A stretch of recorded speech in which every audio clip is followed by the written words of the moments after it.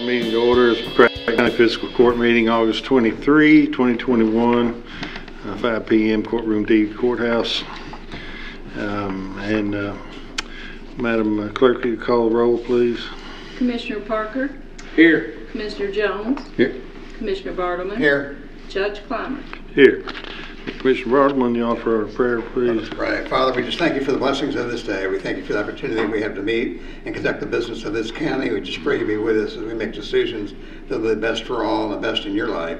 Father, we ask a special prayer for our first responders, all the firefighters, police officers, ambulance workers, jail workers, and all the others who perform the duties every day to keep this community safe. We just pray you continue to be with them, to give them safe travel and safe as they go about performing their duties.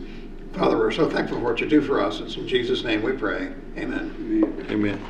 All right, stand, join me in the pledge, please. I pledge allegiance to the flag of the United States of America and to the republic for which it stands, one nation, under God, indivisible, with liberty and justice for all.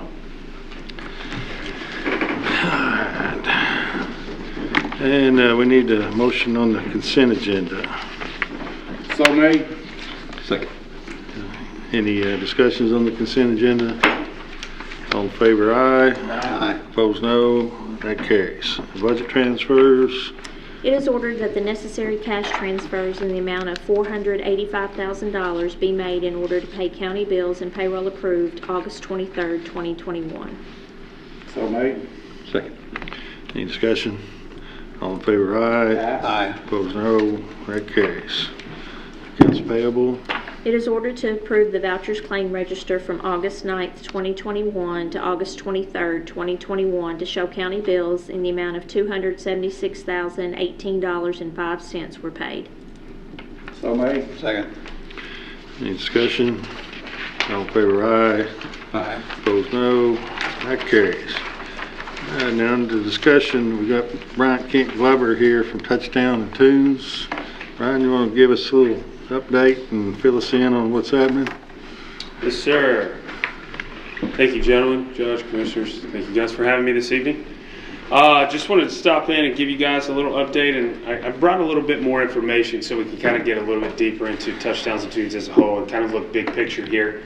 We're going into our fourth year overall. This is our fourth event. That's our third year in Paducah.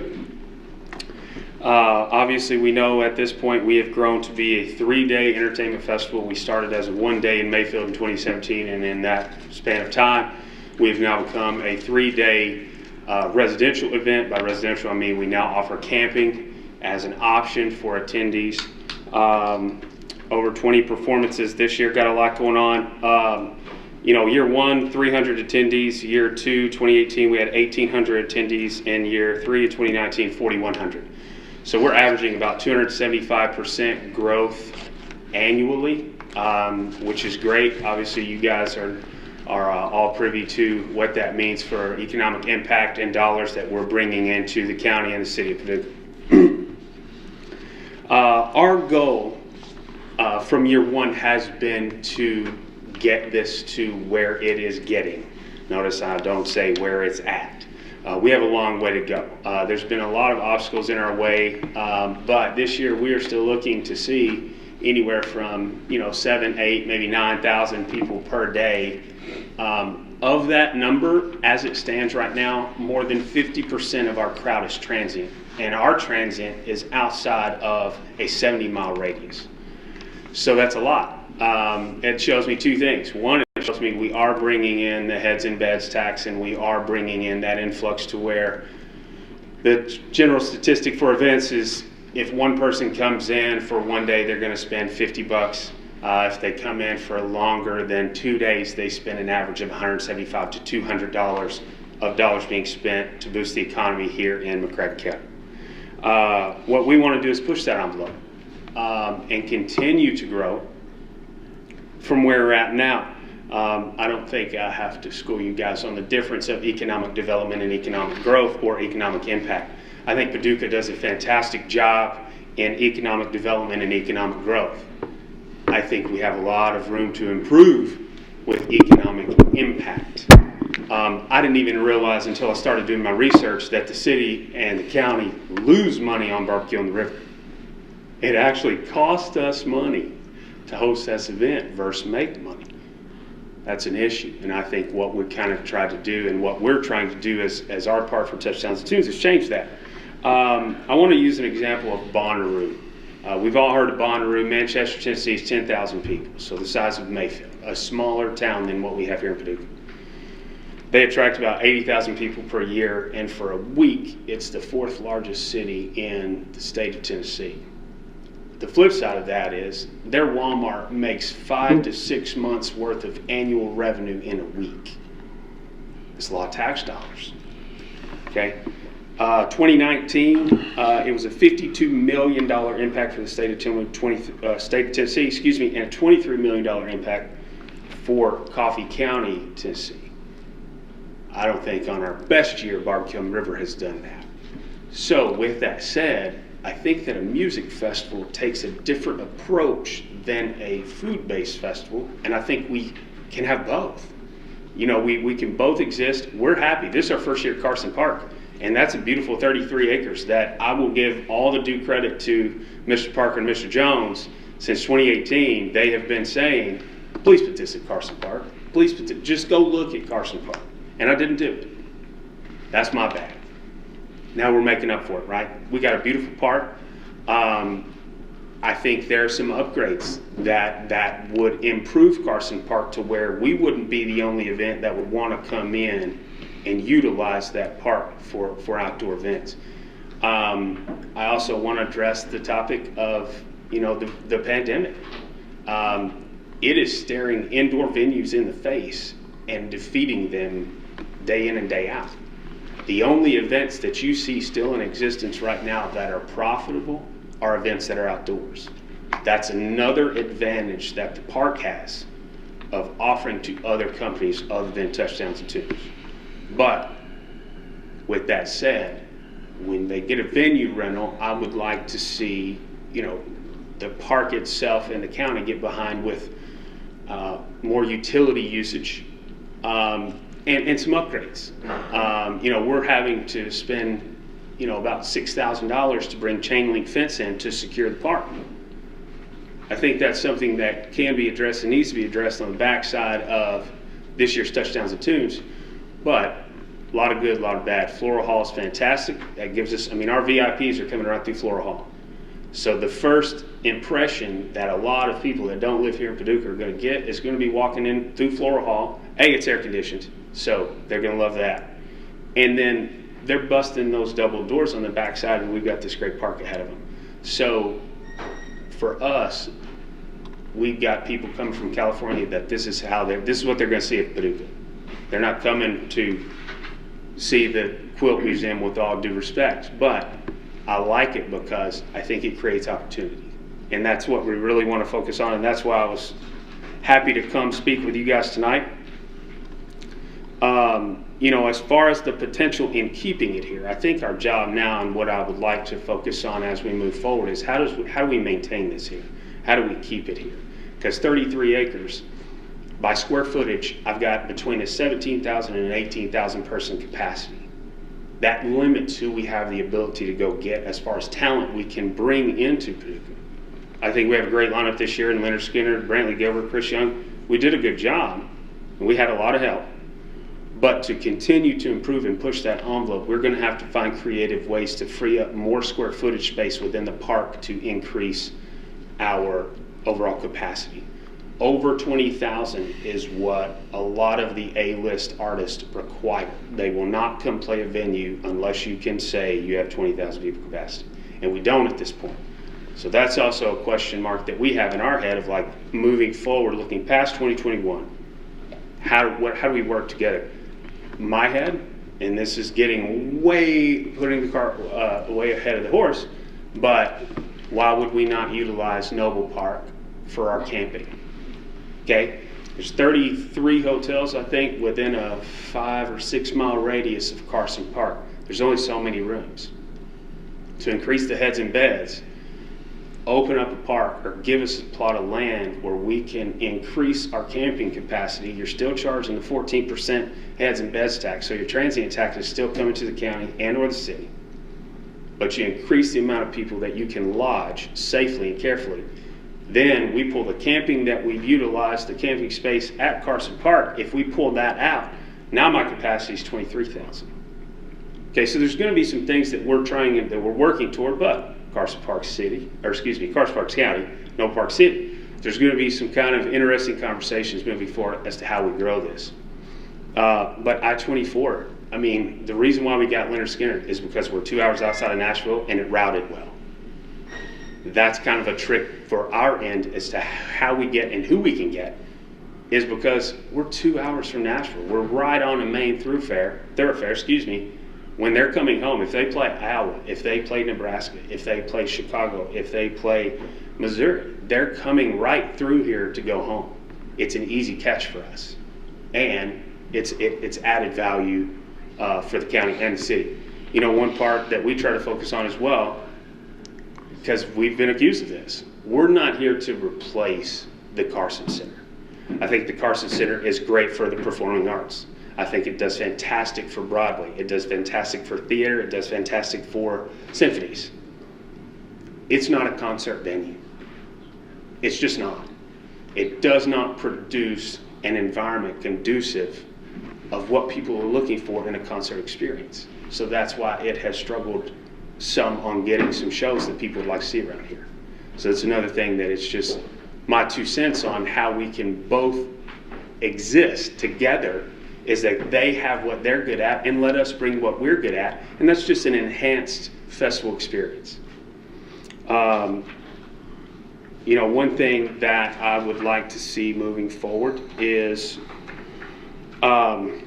increased space, and that's my biggest. I know I keep harping on that, and I don't want to, but that's the one thing that I feel is holding us back at this point. Carson Park's great. We're boxed in by residential areas. How do we overcome that? And that is something that I would love the opportunity to meet with you guys again once the event is concluded, to see and discuss what our options are moving forward and how do we, you know, overcome the hurdles we've had thus far to keep Touch Sounds and Tunes right here at home, my home, in Paducah. Do you guys have any questions? Is there any feedback? You want to know numbers? I mean, I hate to treat you guys like a panel, but I want you to know I'm here to answer some questions. I mean, our numbers right now, like I said, we're between 5,000 and 6,000 a day. We anticipate that being between 8 and 9 by the time we get to day of show.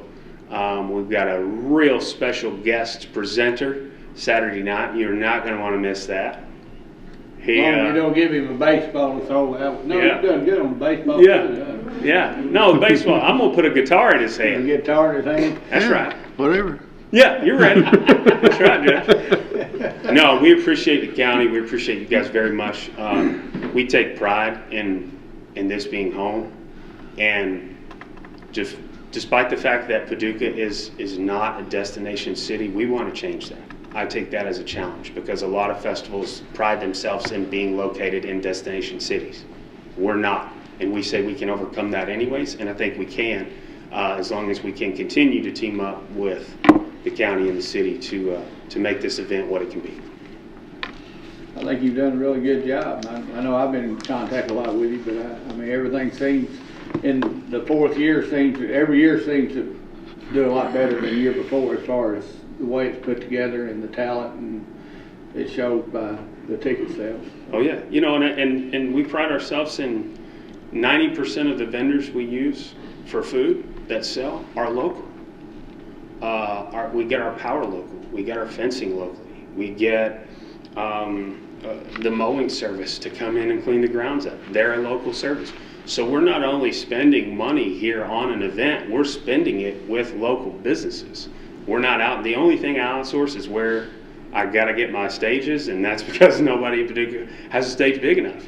You know, but everything else we keep right here at home. So that's another flip side of the money we are spending. I mean, this is a $2 million event, and outside of the talent, 75% of our expenses are spent and paid to businesses here to provide services we need to put on an event of this size. So that's just another added bonus of what we make efforts to do when it comes to how do we put this on and how do we achieve an event of this magnitude. So, thank you, Jeff. So, is there any way to track your heads and beds? Actually, we always hear these estimates from different festivals, and I always think, well, you know, how do they know? And So how will what you we know? did was we sent out an email to all the hotels in the area, and it was a partnership deal basically where they would send us a link, and our attendees would book their hotel stay through that link, and then that's how we were able to track it. The flip side of that is if we have attendees that are rolling into a hotel that's not an official lodging partner, that's pretty tough. So what we've done is we've printed flyers that'll go to every hotel within that 6-mile radius. If they are here for the event, it's just a survey. And we're saying, hey, why did you book through this link and not through us?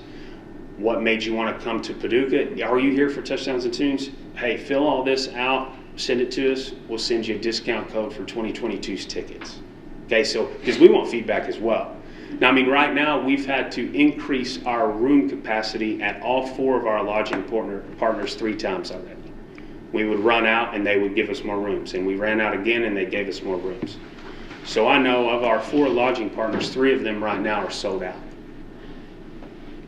Now, that's only 3 hotels out of 33, right? I mean, I'm not using that as a bragging right, but to address your question, that's the best way we have found to track what our heads and beds is. And then what we did is we rented shuttles, and so by booking through that link, they automatically will get their shuttle pass as well.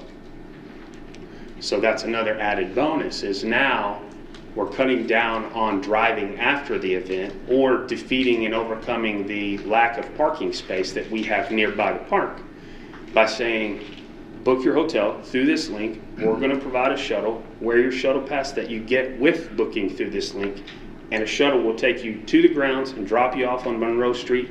And once the event concludes, it'll take you back to your hotel and drop you off. We're cutting down on the potential of drunk driving. We're cutting down and defeating the issue of people parking in that neighborhood area, blocking driveways, which was a major concern. So, you know, we tried as diligence as we could to address a lot of issues that come into play when you have an event of this size. Utilizing the Bluegrass Downs was fantastic. That's a major win, is shuttling from Bluegrass Downs, dropping off, taking back to Bluegrass Downs at the end of the night.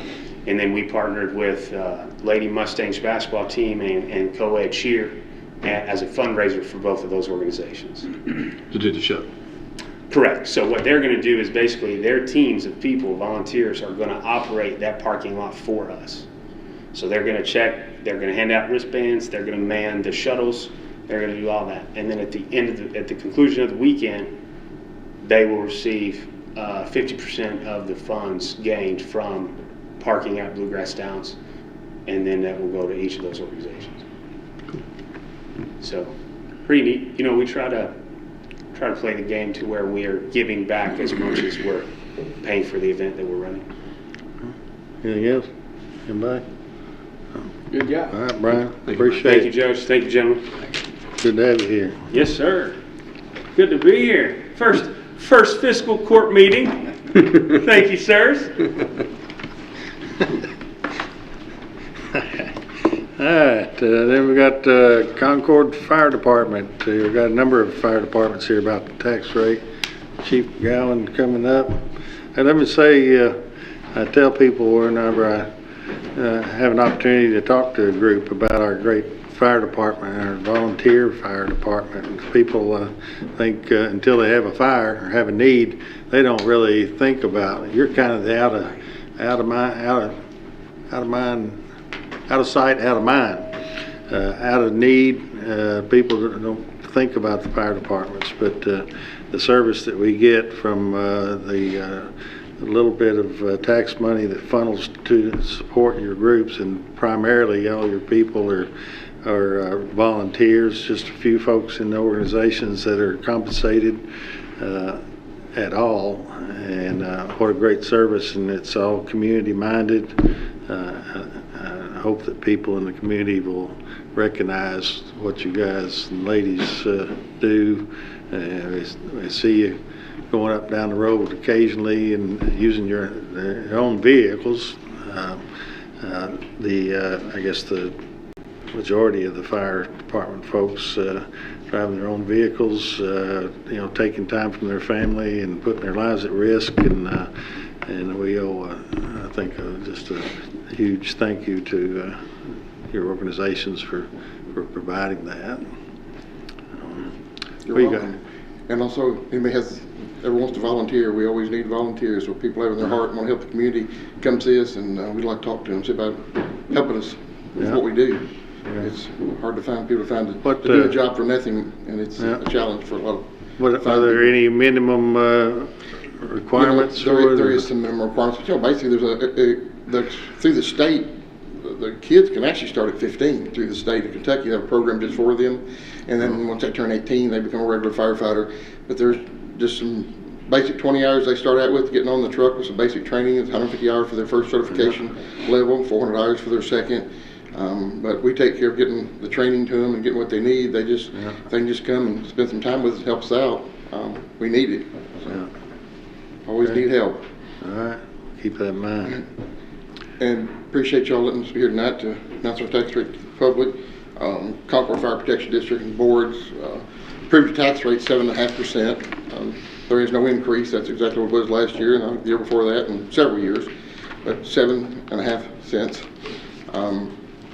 That's what they approved, voted, and then we've got our paperwork filed with the state. So I guess we're in order. We just need to get it announced here, and appreciate y'all letting us do that. Sure. We do. Appreciate you keeping the tax rate the same. No increase.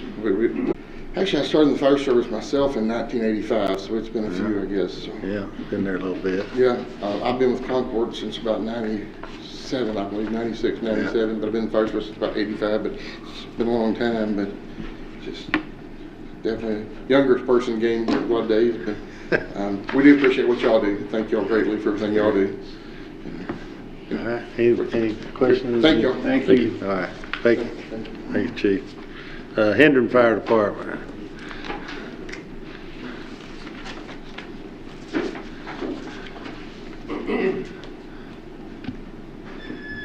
How we doing? Chief Doug Cooper with Hendon Fire Department, and our board voted to maintain our tax rate the same as it was last year at .0755. 0755, so 7.5. It is 7.55. Yeah. All right, anything? Thank you, Chief. Thank you, sir. Hey, your new building, what's the time frame on it? We've got, of course, the floor is poured. The administrative side is being stick built, and it's pretty much done as far as the framing. They're now working on electrical and things of that nature on the inside. The base side, which if you drive by, it's the part that doesn't have anything built on it yet, is going to be a pre-engineered metal building. We've been promised a delivery date of it September the 5th, so here in just a few days should have that part, and we're hoping that we'll be in it in its entirety, hopefully sometime between March and May of next year, hopefully. We don't know an exact date yet, of course. Are you funding that with reserve, or are you borrowing some money for it? Sir? How are you funding your expansion? Our tax rate income. But I mean, are you spending your reserve, or did you borrow money? No, we borrowed money through Paducah Bank. And you don't think you'll need any additional money either this year? No, sir. No, sir. Good deal. Thank you. Hope we have it covered. Appreciate you letting us All cover. right, thank you. Lone Oak Fire Department.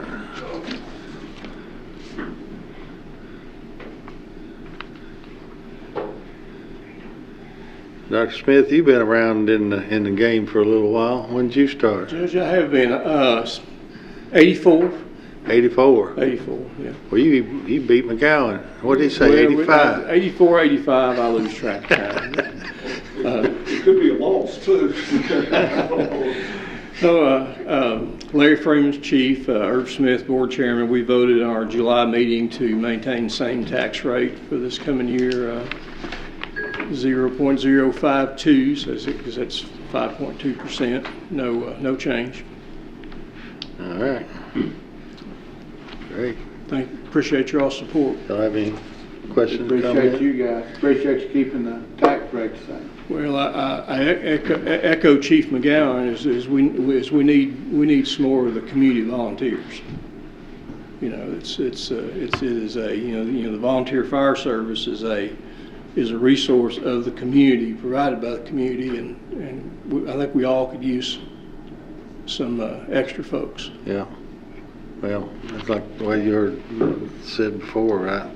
You know, I do, the other thing to tell people is just in general, you know, this is your community, you live in it, you're here 98% of your life.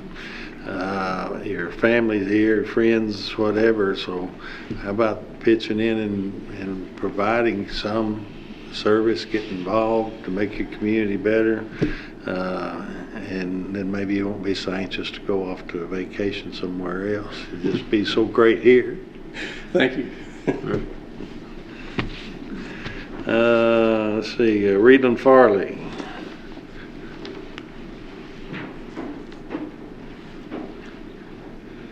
Good evening. Hey, how are you? Chief Rick Archer from the Reedland Farley Fire Department. Our board voted to maintain the same tax rate we've been at for the several years, 7.1. We've been there for several years, so no change. Okay. All right.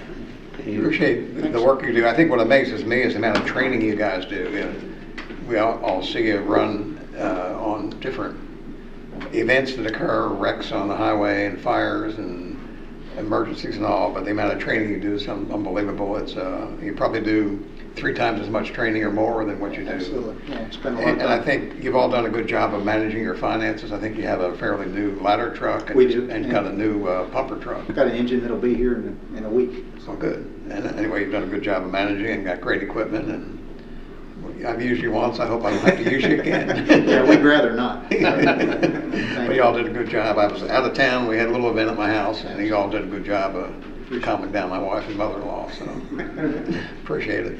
Thanks. But y'all do a good job. All our fire departments were fortunate. If we had to pay for them out of our tax money, we would spend a lot more money than what the small tax we get is. We had that paid department. So thank you. Thank you, guys. Thank you, Chief. McCracken County Extension.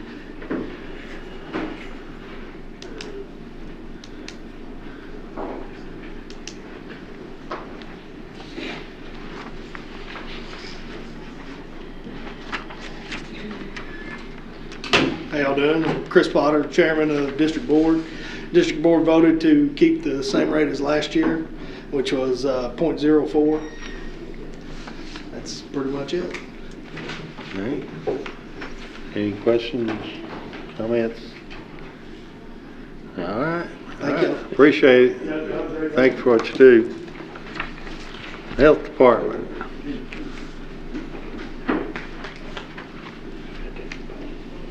Mr. Coster here with us. Hey, Kent Coster, Public Health Director for Purchase District Health Department, representing the Paducah McCracken County Health Tax District. And the board met on August the 2nd and decided to keep the tax rate the same it's been for many, many, many years at 2.4 cents per $100 assessed property value. All right. Any questions? You're exactly the same. You're exactly the same. Yeah, that was something else. Okay. We appreciate that, Ken. We've had a good run. Everybody kept it the same. So. Well, we get your, do y'all get those daily COVID numbers and stuff? I'd like to. Well, if you'd like to, I get them. I'll just forward them to you. Yeah, it's not the nicest thing to hear, but I noticed we have started a little bit of downtrend, haven't we, on our COVID numbers just in the last couple of days. We got up to what, I see 160 or something one day. I think we had McCracken. McCracken had 74 reported today, I believe. Yeah. Of course, our hospitals, are still Yeah. concerned about, the number of cases that are being admitted and Yeah. having to go to ICU. And we just have a concern, not only here but across the state, the number of beds that are available for COVID patients. And of course, I kind of cringe when I don't know if you saw me kind of moving around in my seat a little bit, but with the event that's coming up with thousands of people, and he said he was concerned about, with the pandemic, but he didn't elaborate, so I don't know what the details are on that, but I know the venues that are occurring right now are requiring, either COVID vaccination proof or test within, I think, 24 or 36 hours of the event. So I didn't hear that they were doing anything like that, so, it certainly Is there a difference between outdoor and indoor? Is there a difference between outdoor requirements and indoor requirements? Well, on outdoor, they talk about, you don't need to, of course, there's no mask is required. But, when you're talking about that many people together, whether you're indoors or outdoors, there's a lot of contact going on. Yeah. So, but I may give him a call and I may talk to him and just see, if they're taking those things in consideration. And, check his Facebook page. I think he's got some stuff on his Facebook page. Okay. And they may have already addressed that, which I hope they have. Yeah. So, but I'm all about keeping the economy open. So I know it's important, for our city, for our county. Yeah. All right. All right. Thank you, Ken. Appreciate it.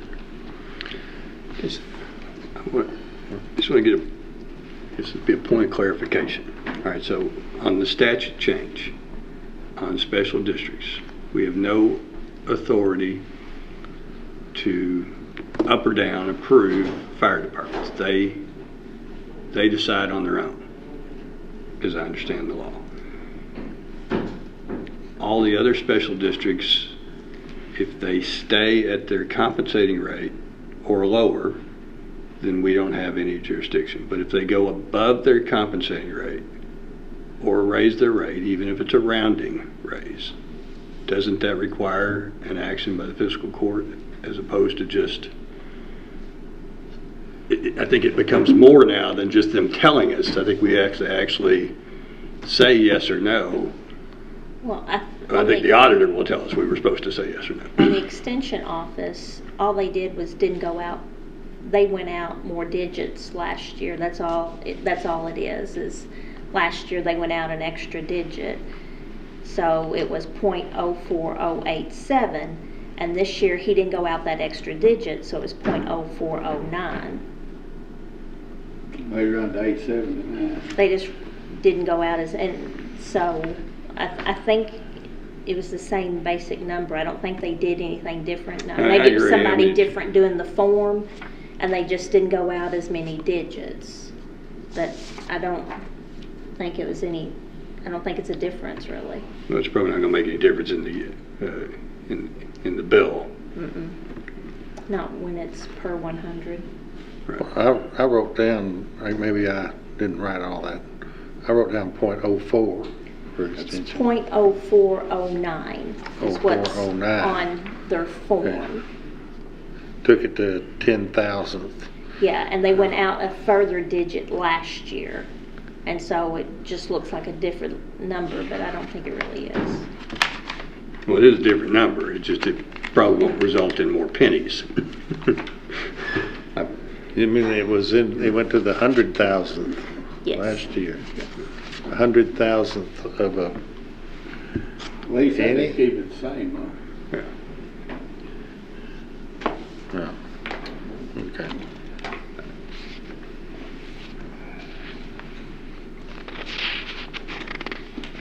But I guess from point of clarification, am I understanding the law correctly or am I wrong? Or you're right? That's definitely not something I can retrieve off the top of my head. You'll have to take a look at it. That's desired. Well, I'm not just trying to, hand out work. You got plenty of work. But I guess we do have a new statute. There is a change. It doesn't look like enough significance that if I were an auditor, I would make a difference. But I think technically, from a standpoint, if you go up, it requires action of fiscal court, unless you're a fire department. It seemed like there was one other one that got exempted. Library. Was the library? I'm not sure it is. I think we have to approve a library increase. I think they realize, but. Well, let's see if we can find the answer Yeah, for we can look that up. Yeah, school district, we have no, yeah, right. If you want me to take a look at that, just fire me an email, and I'll put it in the hopper. Just citing the statute. Well, we still got some more special districts to come up. I think all of the special districts we've dealt with tonight, it looks like it's not been an issue, but I think even the special districts probably need to understand when they're setting their rate, whereas they have previously, some of them have previously been in a position of just simply coming here and telling us what it is, and if we didn't like it, it was kind of a nana boo-boo moment for us. That's a legal term. Now it's a little different in that we are the sheriff of a few of the special districts. But, so the only one that was different at all, I think, was the extension office, and it was just, so tonight they were .0409, and you're saying last year they were .0409 something else. 04087. Oh, 04087. Yeah. Just a minute bit larger. But probably 3/1000%. He just rounded it off. I think 3/10,000ths. Yeah, 3/10,000%. Much more, and it wouldn't have been nothing. That's right. Okay. Well, we can find out. All right. Then we've got court orders that are not on the consent agenda. Excuse me, sir. Yeah. You missed one on the. Oh, I'm sorry. Clarks River Road is one of the. I wanted to update the fiscal court and the community on the situation out on Clarks River Road. I've lived in Reedland for a number of years and drive that highway sometimes 2 or 3 times a day. It's a very dangerous highway, and I've advocated for years, and a lot of people have advocated for years, that the speed limit be dropped on that section of highway from 55 to 45 miles an hour. I know that wouldn't prevent all wrecks or prevent maybe many wrecks, but it'll make the highway a little bit safer. After the tragic wreck of a couple of weeks ago when there were 5 people killed on that section of highway, it kind of renewed the community's interest, obviously, in trying to do something to make that highway safer. I've contacted the chief district highway engineers, the last 3 or 4 they've had, to see if they could do something, and none of them, until now, were willing to do a traffic study to determine if the speed limit should be reduced. I went through state police accident records that they maintain for wrecks investigated by the city, the county, and the state police and other agencies, and got figures from the Department of Transportation, and found that in the 2.5 mile stretch from the Paducah city limits to the Reedland cutoff, which is Kentucky 131, in the last 11 years, there's been over 400 wrecks out there, 11 fatalities, and 130 people injured. That's 1 person a year on the average killed in car wrecks out there. It's a very dangerous stretch of highway, and probably the most dangerous stretch of highway that we have. Last week I met with Kyle Pope, who is the chief district state highway engineer, to discuss the roadway and talk about the accidents out there. And I followed that up with a letter today, formally requesting that he perform a traffic study out there, and he has agreed to do that. That will study. He said that would probably start pretty quickly. He's well aware of the dangers of that highway out there. The highway office is real close and almost in that area out there, so he's well aware of the danger that's out there. And he agreed to conduct a study that would begin probably in the next week or two. He thought that would be done sometime in September, and then maybe by October a decision would be made whether or not the study warrants the reduction of the speed limit. He made the point that when that speed limit was set at 55 miles an hour, that probably was a fairly rural highway. There probably wasn't much development along there.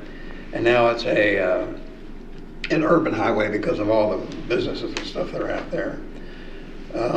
The study will involve surveying the speed that people are traveling now, the crash history, the number of access points to the highway, and other factors will be taken into consideration when they do that study. He said if he determines that it needs to be reduced to 45, he'll make a recommendation to the Secretary of Transportation, and that hopefully the Secretary of Transportation would likely approve that if that happens. He obviously made no commitments of what the study is going to show, but he's familiar enough with that area that he thinks that can happen. Another thing, for about the last 15 years since they began planning for the new bridge over the Tennessee River, the Ledbetter Bridge, they've had a plan to make improvements on that section out there. And it's one of those, it's been in the six-year road plan for about 15 years.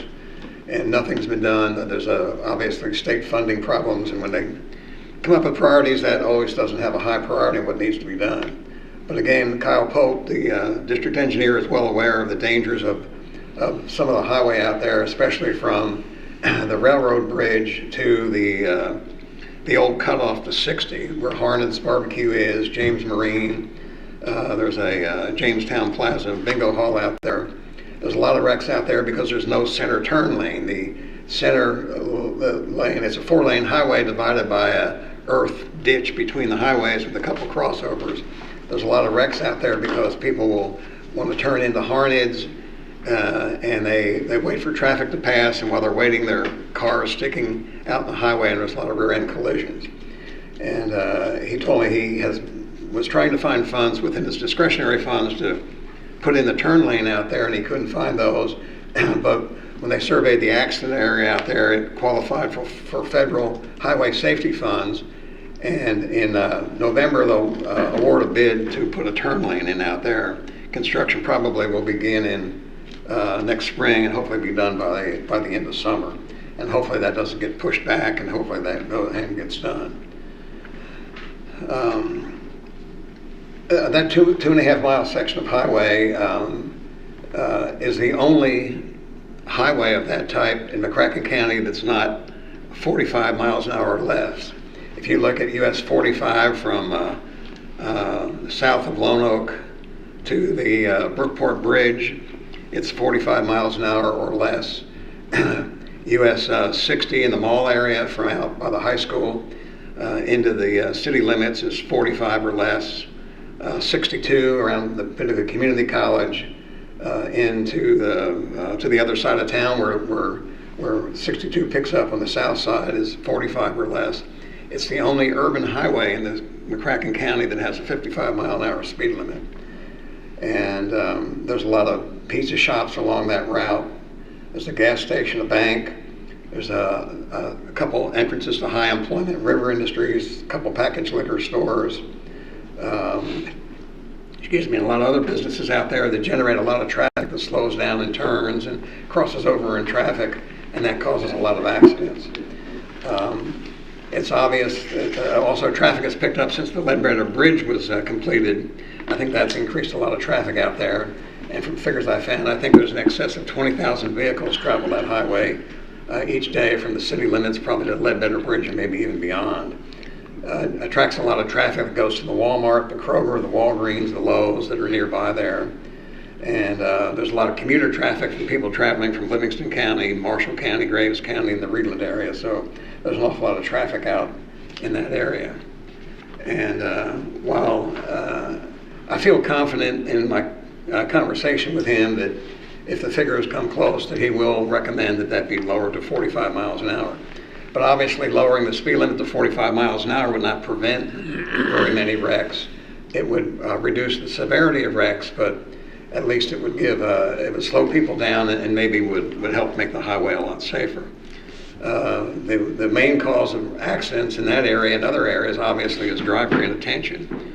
in the wreck where 5 people were killed. I think it was driver inattention was caused by that. The car pulled out in front of a truck that I understand ran a red light, and that's what caused the wreck and caused that tragic event out there. So reducing the speed limit will not prevent all the wrecks. It's a factor in accidents that happen out there, but it's driver inattention.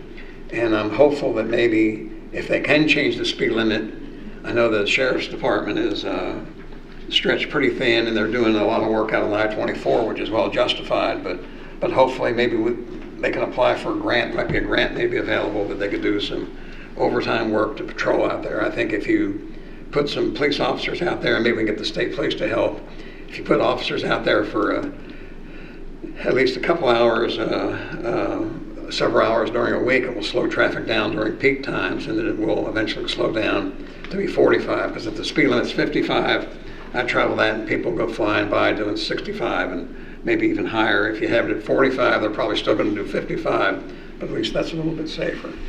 So I just wanted to update, because a lot of people are concerned about that. It's been a priority of mine and a lot of people over a number of years to have something done to make that a lot safer.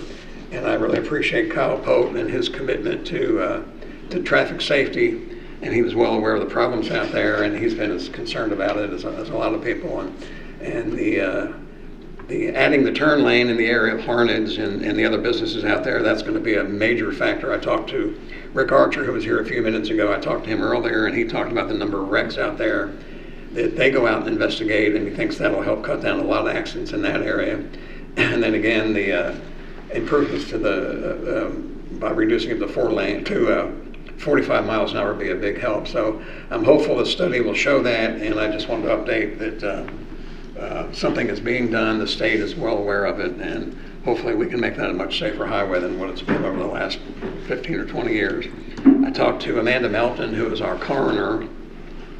She also has been a longtime funeral director, and she estimated that in her career as coroner and as a funeral director, she's probably had 30 different funerals at least of people killed in the highway area over the last 20, 25 years. I remember, was a reporter, a lot of accidents in that area. It's where Ed Taylor, the former announcer for the Tillman Sports, he was hit by a car and killed in that area. I had a young man I went to church with who was on a motorcycle who died in that area, and there's just been too many tragedies in that area, and I think we're hopefully taking the first step that can prevent those. All right. It's good closing argument. Persuasive. Good work. I appreciate the time, and Sure. again, I think public attention will help keep that on the burner, and something will get done about it. Okay. All right, now court orders. A. It is ordered that change order number 1 be executed with Raven Reclaimed for the tear down of 4 additional accessory structures and internal fencing at the old Bluegrass Downs property. Change order number 1 will reduce the amount to be received from Raven Reclaimed under the original contract by $2,800. So made. Second. Well, it says in here, we're having them tear down two more small buildings, plus there's a sign set in concrete, and then some fence structure out there that was not in the original thing. Little people are paying us, what, $150,000? Is that right? Yes. Come on, Steve. Yeah, you got some details on it? Yes, this is change order number 1. The original contract was for $150,000. If you remember, that original contract was for 15 structures total, barns, and then 4 accessory structures. The accessory structures were the larger buildings up closest to US 60. As they started tearing them down, we started noticing little accessory structures beyond those 19 structures that since he's out here, since he's mobilized, let's go ahead and finish cleaning up the site. So he's given us a bid for $2,800 for the 2 restrooms back in the back, 3 portable buildings, and then the big scoreboard building that's actually inside the track. So instead of 150, we're going to be at $147,200. Change, yes. Cool. I'm for it. All right, thanks, Steve. Thank you. Any other discussion? All in favor, aye. Aye. Opposed, no. That carries. B? It is ordered that the judge executive is authorized to execute a contract with the Commonwealth of Kentucky regarding the fiscal year 22 full-year highway safety grant for contract year October 1, 2021 to September 30th, 2022, which is contingent upon the National Highway Traffic Safety Administration approval. The amount of the grant is $8,000. So made. Second. Any discussion? What can these funds be used for, do you know, Steve? The sheriff uses them. Pardon me? The sheriff uses them for overtime hours.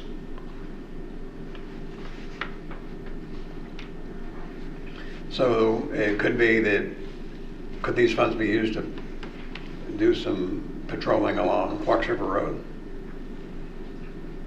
You would have to ask the sheriff that, but I mean, if that's a priority. Exactly what they use the money for is to do. Because it says the goal is to reduce. Highway traffic safety patrol on an overtime basis. Thank you.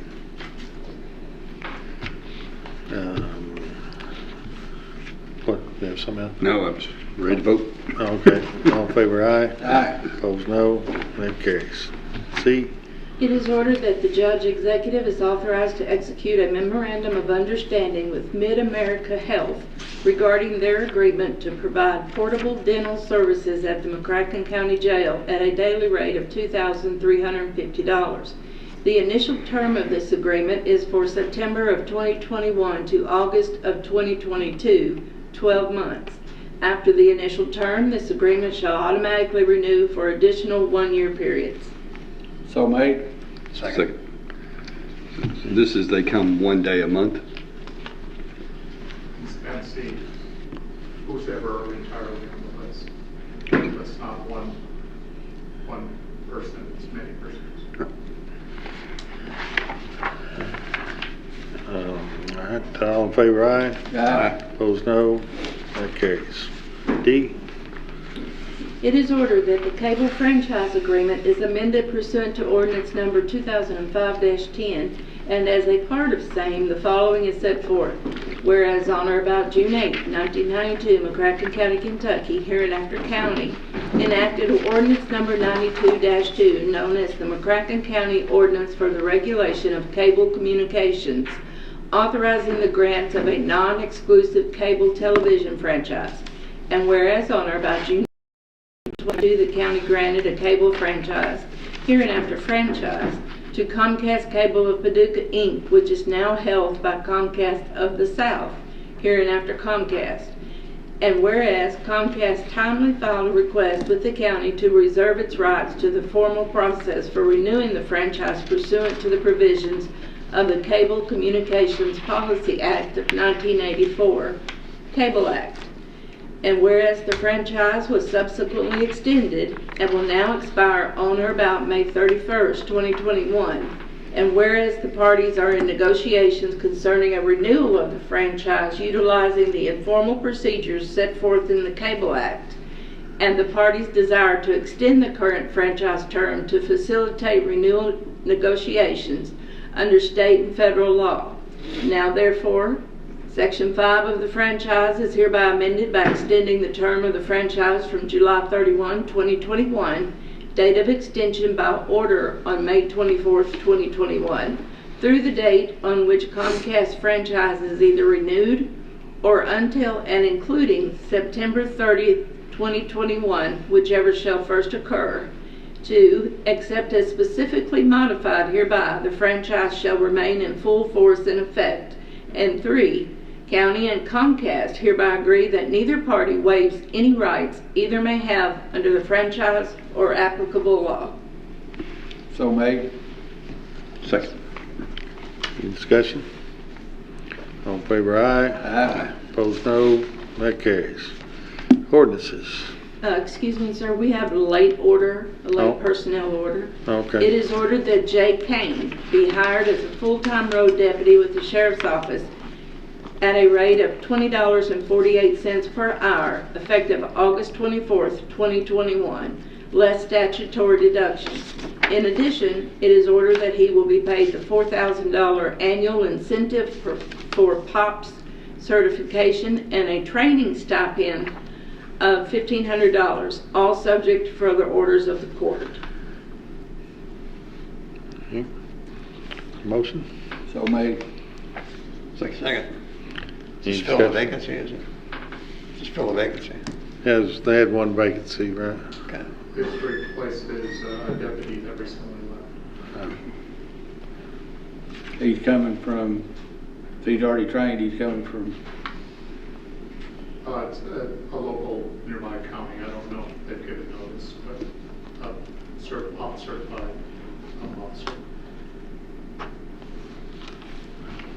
All right, all in favor, aye? Aye. Opposed, no. That carries. Now ordinances.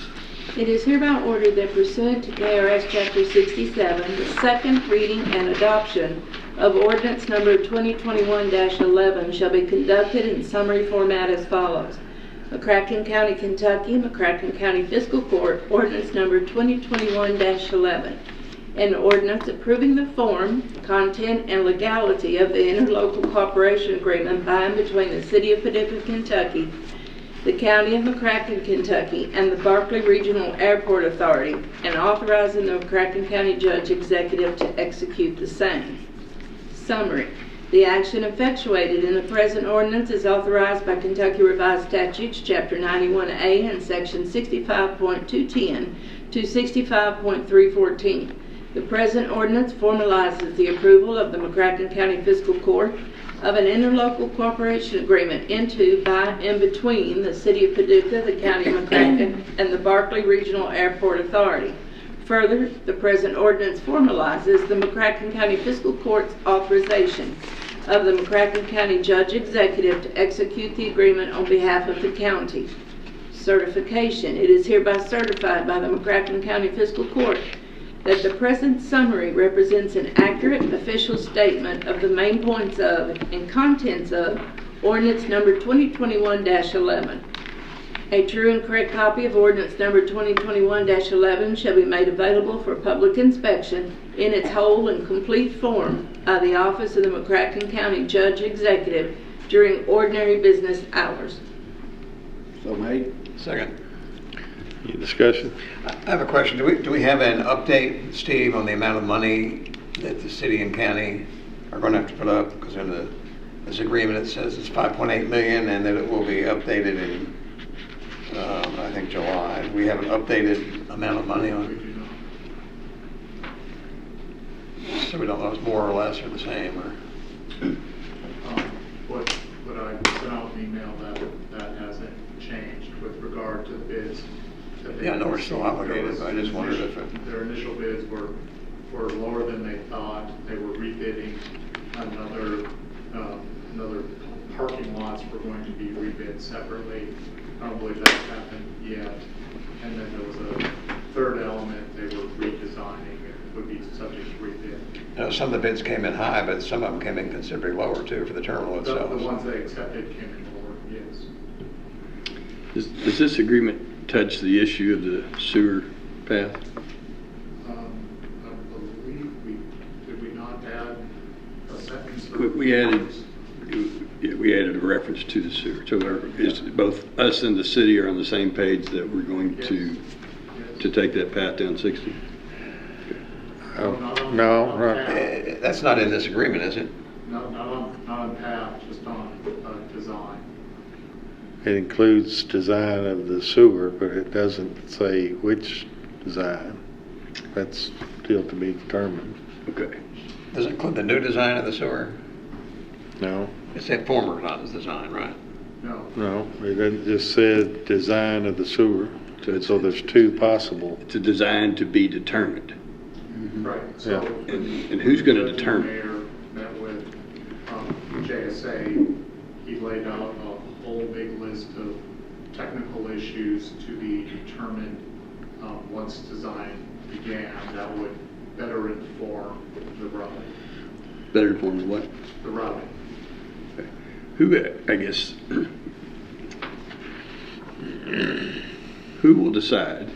So we've got two possible designs, right? Or more, all right, so let's say two or more. What body, what organization will say, I want that one?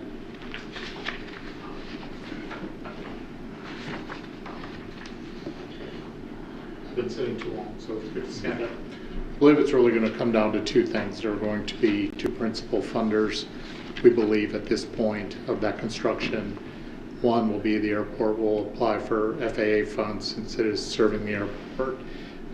What Dennis and John have explained to me, they're only going to pay for that portion needed for the service the airport proper. The other upsizing will come from JSA, so JSA will bear that extra expense and will take on that project. I guess I just want to make sure I'm doing my job. I have an opinion as a commissioner which route it should go, and I want to make sure. I guess I'm trying to, what did you tell me to do? Go sit by the bowl. Go lay down. Go down by the bowl. I'm trying to lay down by the bowl on this, but I don't want to lay down too long and find out that I was supposed to bark. So it's too early to bark. Okay. As after the mayor and the judge met with John, he just went through a lengthy list of considerations, and he said, I don't know how it's going to play out yet until the engineer gets hired and they get into design. Will somebody tell me when to bark? Yes. All right. Maybe you Or won't keep have to. laying down. That's another legal term, lay down by your bowl. Maybe you won't have to. Maybe they'll just pick one up. That's You right. got a 50-50 chance. Yeah, but I'm gonna do what the man said. I'm gonna lay down. 50 chance. All right, any other discussion? All in favor, aye. Aye. Opposed, no. That carries. Ordinance, where are we? B? Yes, sir, and gentlemen, the summary that is going to be read is a revised summary based off of the revised ordinance that was prepared. Shall we go ahead and read it now? Yep. It is hereby ordered that pursuant to KRS Chapter 67, the first reading of ordinance number 2021-13 shall be conducted in summary format as follows. McCracken County, Kentucky, McCracken County Fiscal Court, ordinance number 2021-13. An ordinance amending the McCracken County Administrative Code by making changes pertaining to provisions in the following area. Amending section 4.6, procurement, by creating a new subsection 9, purchasing when using federal funds to include conflict of interest, procurement requirements, considerations and methods, documentation, and a process to ensure contractors or individuals on the list of parties excluded from federal procurement are not awarded contracts. The action taken by the present ordinance amends ordinance number 2021-09, which repealed and replaced ordinance 2016-08 and all amendments thereto. The sections amended are as follows. Section 4.6, procurement, by creating a new subsection 9, purchasing when using federal funds to include conflict of interest, procurement requirements, considerations and methods, documentation, and a process to ensure contractors or individuals on the list of parties excluded from federal procurement are not awarded contracts.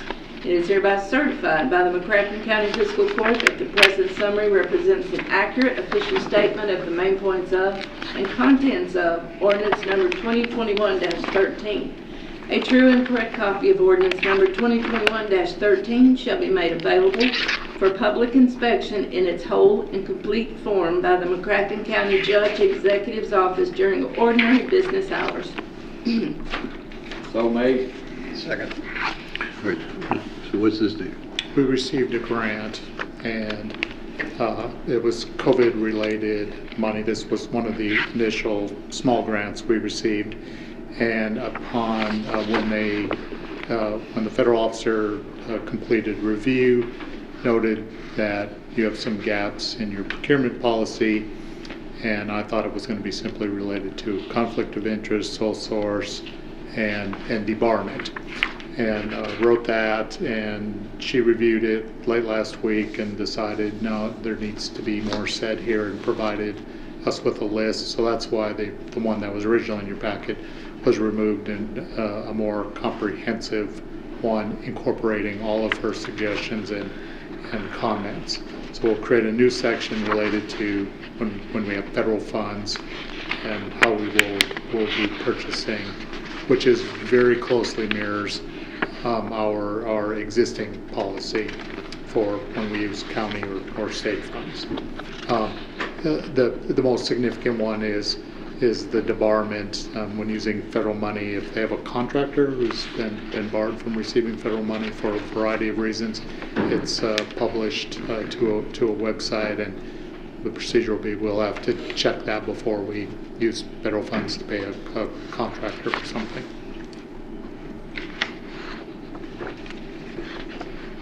And it's sent back to her for review again. We haven't heard back yet on that. So this just applies to purchasing with federal dollars? Yes.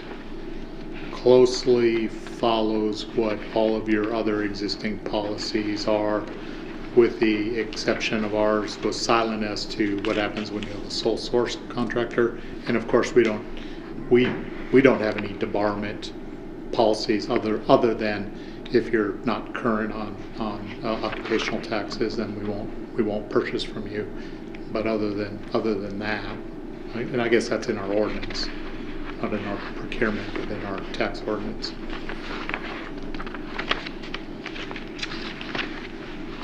Okay, thank you. Any other discussion? All in favor, aye. Aye. Opposed, no. That carries. See, we have a C. Yeah, C. It is ordered that pursuant to KRS Chapter 67, the first reading of ordinance number 2021-12 shall be conducted in summary format as follows. McCracken County, Kentucky, McCracken County Fiscal Court, ordinance number 2021-12. An ordinance amending ordinance number 2015-05 as amended by modifying the fees charged for building and electrical plan inspections to ensure compliance with inspection specifications of the Kentucky Building Code as set forth in 815 KAR 7120 and the Kentucky Residential Code as set forth in 815 KAR 7125, and to ensure McCracken County's fees are commensurate with those of comparable jurisdictions.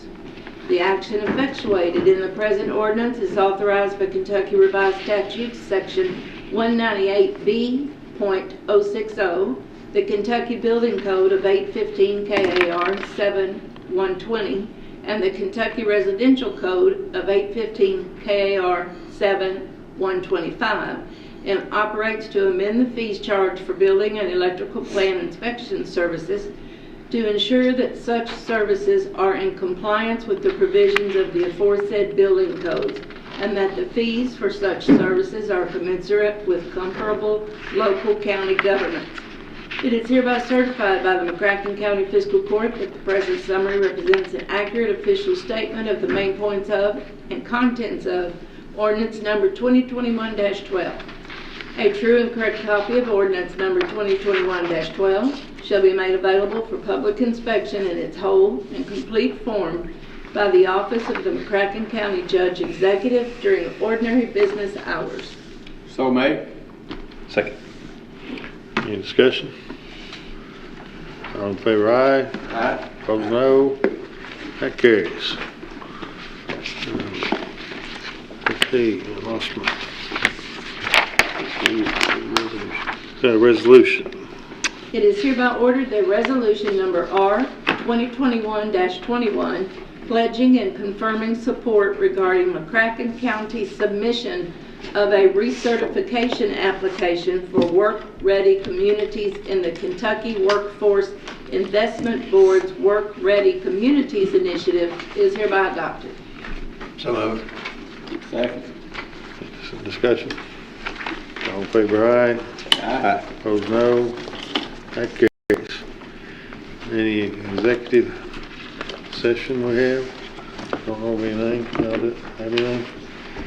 All right, let's go motion to adjourn then. So made. We got two motions. I'll take a second. I'll second. All right, all in favor, aye. Aye. Opposed, no. That carries. We're gone.